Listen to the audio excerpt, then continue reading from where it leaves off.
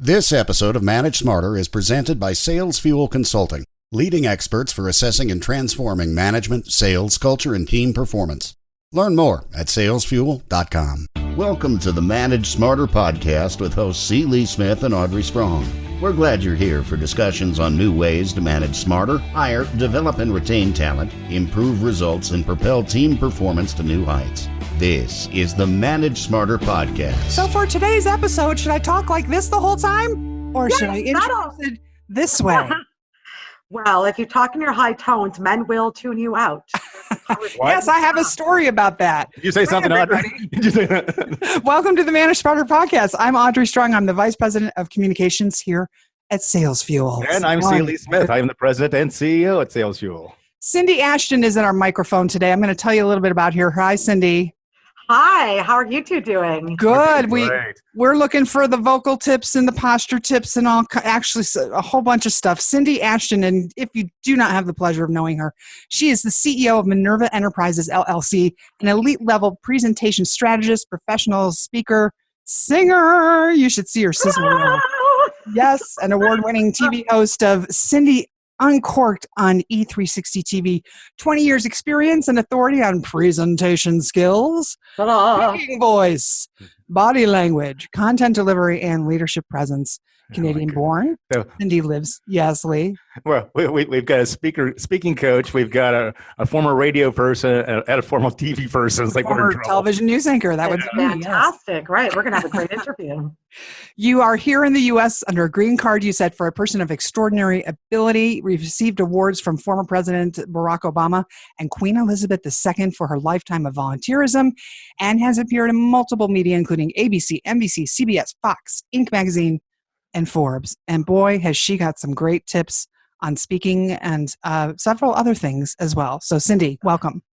Thank you, Audrey. See, we're going to have so much fun, and hello to everybody listening. Thanks so much for joining us today. So I'm going to just jump right in. It's like, in all your coaching that you do of speakers, what's the number one mistake that you see untrained speakers make? Because I was going to say trained speakers. Can I answer that for trained and untrained? Sure, by all means. I think that would be very interesting. Yeah, so I'm kind of like the anti-speaking coach, because I see a lot of trained speakers be overly polished and a little bit too scripted. And the problem with that is that they're so busy being in their head and being perfect that they actually stop connecting to themselves and connecting to the audience and listening. And so that's the number one problem I see with a lot of trained speakers. With a lot of untrained speakers, I feel like the number one problem I see with them is that they don't know what they don't know. A lot of them say to me, well, Cindy, I don't need training because it's my natural gift, and people rave about me, and they rave about how inspirational I am. And then I'll say, great, how much money are you making from your speaking? And that's the truth, is that if you are, coming up and saying that I'm inspirational and people are raving about me, but no one's spending money on you, or very little people are, that's an indicator that either you don't have the right platform and strategy and message and point of view that's out with the right market, or it could be that you're delivering your message in a way that takes away your power.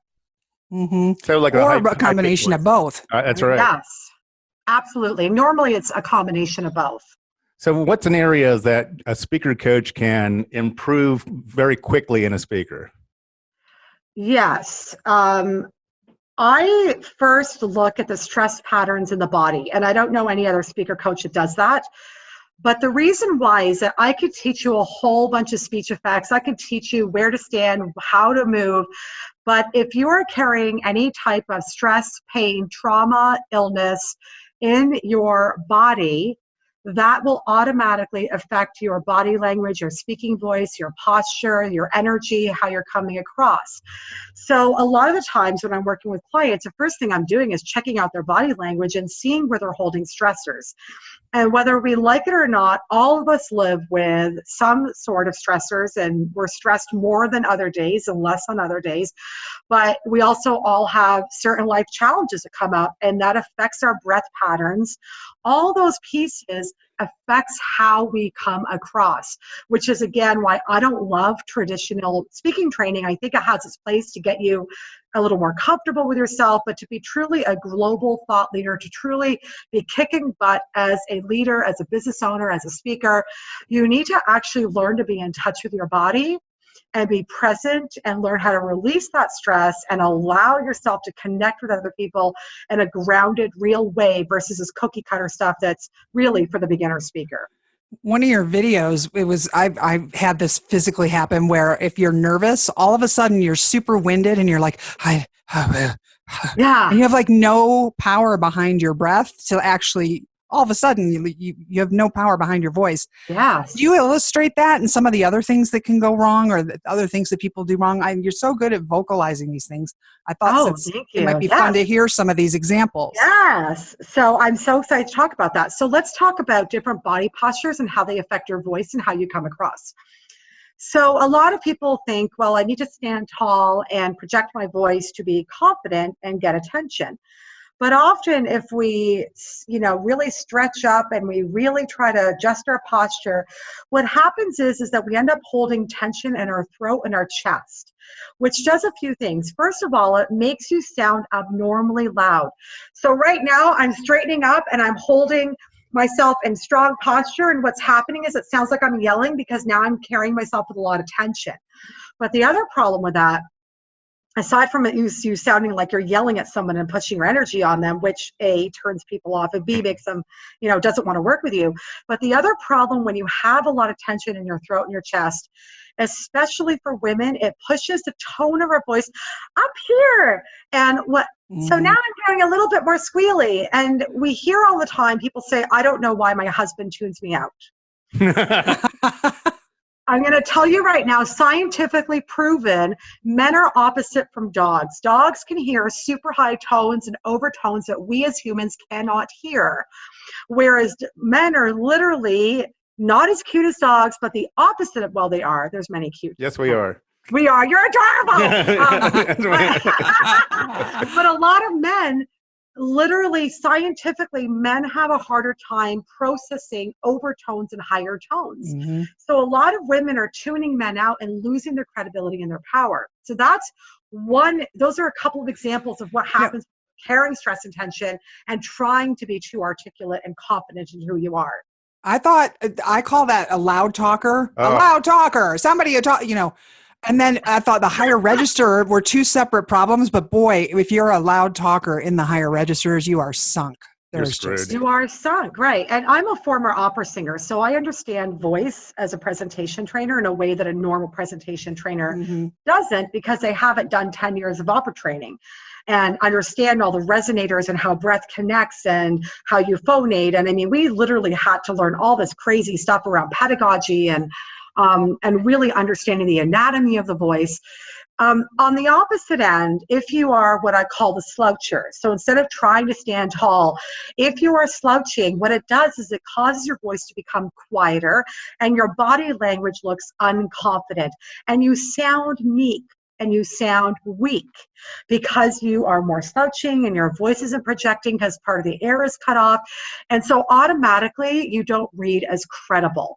So those are a couple of examples of body postures that directly influence your voice and how you come across and your energy and how people perceive you.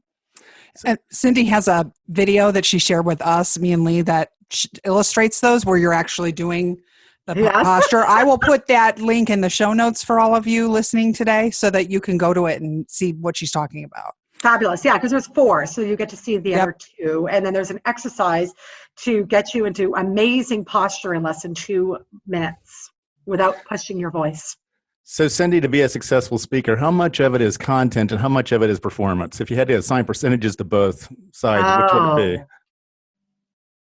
I would say, I would say 50-50 and 0% of either of those. 50-50 for sure, but I think that the deeper thing we first need to look at is having a sellable platform.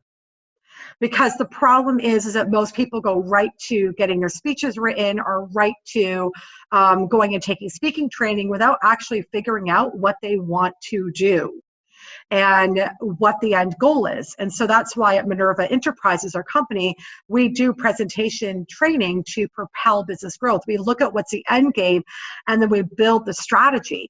So you could have a really amazing content, but if it's not positioned right and it's not ordered in the right area, or you have great content but you don't know what that deeper point of view is for a specific market that's going to buy from you and for that specific audience, it doesn't matter if you've got great content. You have to do the foundational work first. Or for example, you might have great presentation skills and people love you, but they don't buy from you because, again, you haven't done the foundational work of what's your strong point of view for which market, and really then develop content based on the foundation. Does that make sense? Yeah, it makes perfect sense to me. I was also wondering then too, if as a manager, let's say that I'm invited into the boardroom to give a presentation there, that's got to be a little nerve wracking. So it's like, how do you deal with the stage fright or the nerves or the anxiousness that comes with that before you give a presentation? Because it seems, based on what you just said, that if you don't find a way to deal with that, that's going to affect the power of your presentation. Absolutely. So the first thing that you need to do, there's going to be 3 levels of this. And the first is that you absolutely need to rehearse like you were an opera singer or a ballerina or a ballet dancer, and really rehearse your talking points. And I'm not saying that you need to know them word for word, because if you're so busy trying to be memorized, you're going to end up, if you missed one sentence or one word, it's going to throw you off. But it's really embodying your message and making sure that it's the right message. A lot of the times I see speakers flib because they haven't rehearsed enough. They don't know their content inside out. You have got to know your messaging, your talking points, your structure, your flow. You've got to know that as if it's walking or sleeping. That's the first thing you need to do, because once you have it embodied, that takes away half of your stress. Okay. That makes sense.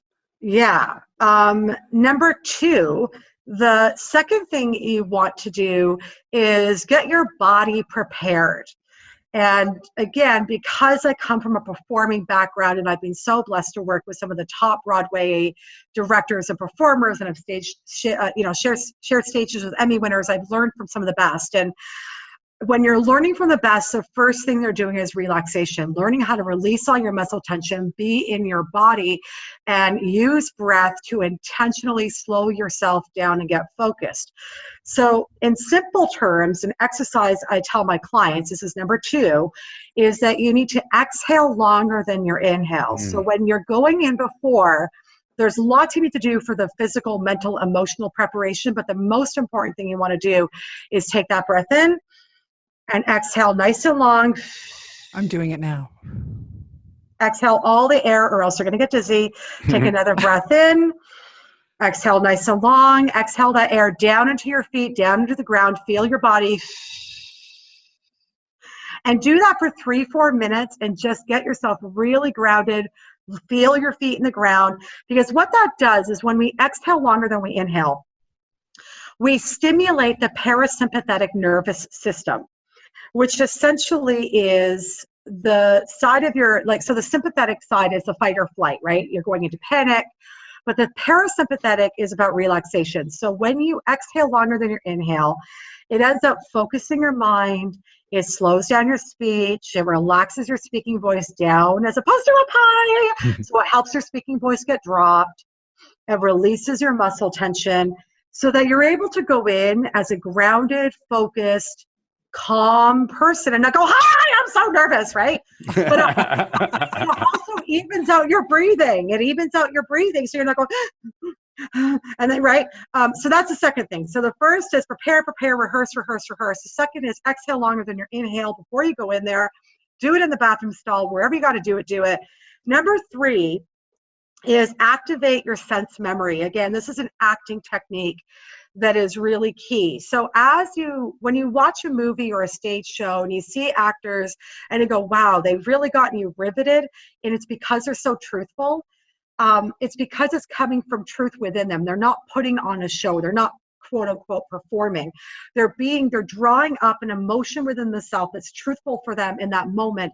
And that's why we believe that somebody is like a Hannibal Lecter who's going to eat somebody. He can actually pull that off and make it truthful because he's pulling a sense memory out of his body. So how that connects into being a great speaker, presenter, going into that boardroom and delivering is you need to find a memory that is going to trigger you into your power, your confidence. Like, what is that thing that brings where you feel utterly powerful and confident? And so for some people, they'll look at a picture of them graduating and that will remind them of how brilliant they are. For some people, they'll listen to music and like the eye of the tiger, and they're like jumping around, dump, bump, bump, bump, right? And they're jumping around and their power goes up. So their sense memory is more physical. For some people like me, I just rip out an opera aria. It releases all my tension and it brings me to my joy. So it could be anything from moving around to a picture that triggers you to a specific memory. I had a client who was terrified to even pick up the phone.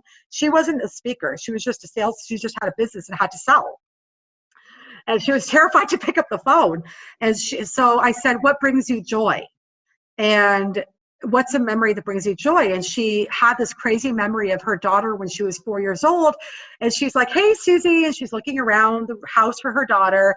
And she opens up the closet door and Susie pops out and goes, ta-da! And she's got chocolate all over her face. And so what my client does now is that she dials a phone number, but before she presses send, she closes her eyes. She exhales longer than her inhale. As she imagines that moment when she opens the door and she presses send, when she sees that moment of the chocolate on the face. So she's so busy being in her joy and her happiness that she gets on the phone and says, hi, Audrey, it's so great to chat with you. I'm just following up. And she's got that tone versus, hi, Audrey, I was just, you know what I mean? Yeah. Mm-hmm. Huge difference. Yeah. Right. So sense memories and acting are freaking brilliant if you can figure out which are the powerful ones for you. I'm kinesthetic and musical, so I sing and I dance and I move to music to get myself in the zone. Some people just need to sit and meditate and look at a beautiful picture of the world. Some people need to physically do you just have to figure out what's going to trigger you. Some people it's a memory. So you just have to figure out what those triggers are and get those sense triggers and those sense memories triggered right before you walk in. You touched on authenticity there in that third point a little bit. And I read something where you said that, even though that's the buzzword today, that everybody needs to be authentic, that being so authentic is maybe not so authentic. Can you explain what you're meaning there? Yes. Okay. So I love the idea of authenticity, but the problem is that I feel like people are like, I'm going to be my authentic self. And then they create personas instead of being their authentic self. It's the strangest thing where it's like they're putting on a show because they're trying to show that they're authentic as opposed to being, capital B-E, being in your presence and just being real. So I see people and I'm like, what? So that was one of the reasons is that I love the authenticity piece, but I feel like people are creating fake personas and perceptions of the world of what their authenticity is as opposed to being real. But the second piece is that I feel like everyone's being told to tell their story because we all have powerful stories. But the problem is that a lot of people, when they tell their stories, it's either not positioned correctly to what they're selling of how that story directly affects the buyer, and or they're telling their story as therapy and they're not ready to tell their story. So the audience or the buyer feels sorry for them and wants to heal them instead of buy from them. So I feel like people are being told to tell their story, and then these people who are going through horrible tragedies are trying to save the world instead of dealing with their own shit and telling these stories that takes away their truth and brings them to a place that's less powerful and less of who they truly are. I love it. It's funny when I was on television, people would say to me, oh, you're exactly the same off air as you are on, except you're much taller. Well, okay. I'm in your little box. You are taller. I am tall. But then I would And the weather guy's sitting on a phone book too, by the way. Yeah. My co-anchor is sitting on a phone book next to me because he was short. But the thing was, we did have some people, anchors and reporters in the newsroom that had an affectation. The red light went on the camera and they would go from being like, blah, blah, blah. And they'd be like, today, so not who they were, just completely like flicking a switch on and off. It was weird. They were being authentically their persona. Fake authenticity. So Audrey, you and I have the opposite problem, because when people meet me in person, they're like, "Oh, you're so little. You have such a big personality on in all your pictures." And then I see you and you're so little. And I'm like, "Oh, okay." Yeah, and your point is you pack a big punch, though. I do. So it's Minerva.ceo. We got a few minutes left. So other than working with a coach like you, and I want you to tell people about how they can reach you and, enlist you for help. The one final thing Lee and I wanted to find out was, okay, so I've worked with you and I'm ready to go. And how do I actually secure paid speaking engagements? You had a thought on that. Yes. That's the thing, is that people are looking for a magic bullet, and they're like, great, I've built my platform. And well, first of all, when we work with clients, we actually teach them how to get paid bookings, and we train their team and their assistants on how to do it. Oh, there you go. Okay. So we actually train people how to do it. And we have a speaker council where we actually give them hundreds of qualified leads, because the researching part alone to find the right gigs takes a ridiculous, it could literally eat up your entire day. It's crazy. So we do all that for people. But I just want to bust a myth, because people think, oh, well, I'm a great speaker. I've got my platform together. I'm just going to go and get speaking bureaus to list me. And a speaking bureau isn't working for you. They're sourcing out gigs and they're matching them with the most, highest paid speakers they can, so they can make their commission. So people think that there's a magic bullet, and there's just not. You got to go out like the rest of us and hustle and build connections, but you have to do it strategically. Which is where I see people are faltering. They're like, I can speak to everybody, and they're throwing pasta against the wall and nothing is sticking. It's about being strategic and knowing where decision makers actually hang out and meeting with them and knowing how to actually build those relationships. Got it. So your Twitter is Cindy Ashton, and at Minerva Speakers, it's Minerva Speakers, everybody. She's also everywhere. She's LinkedIn, Facebook, the whole deal. This was fun. We should do this more often. Yeah. More often. Thank you. And I hope that everyone will reach out to you. I think you're a fantastic coach and an amazing opera singer. And I will put the posture thing in the show notes too, so everybody can get instruction in that. Since this is, theater of the mind, we're doing that. That's right. Yeah, exactly. The body language isn't going to work too well on radio, but that's okay. I am puppets.